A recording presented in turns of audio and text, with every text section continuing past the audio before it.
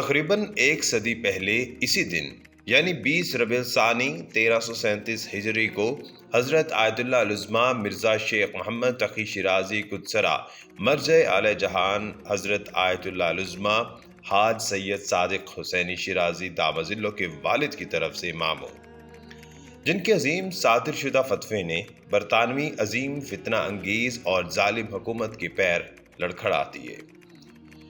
برطانوی حکومتی اہلکار کوشش کر رہے تھے کہ فریب کاری، چالاکی اور اپنی مکر کی سیاست سے عراق جیسی مقام اور بیدار قوم کو دھوکہ دیں اور اپنے مخفی ناجائز فوائد کے حصول کے لیے آزادی اور انتخابات کے نام پر عراق کی مستقبل کی سیاست کو تباہ کریں۔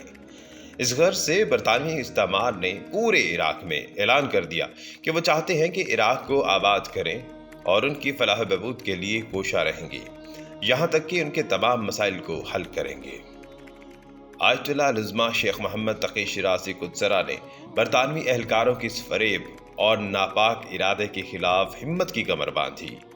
امکانات کی کمی لیکن زبان میں تاثیر تھی، لہٰذا انہوں نے اس عظیم فتوے کو صادر کر دیا۔ صرف ایک جملہ فرمایا، بسم اللہ الرحمن الرحیم۔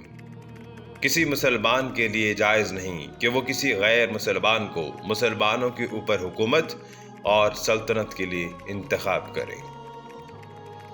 20 ربیع ثانی 1337 ہجری محمد تقی حائری شیرازی محل مہر مبارک۔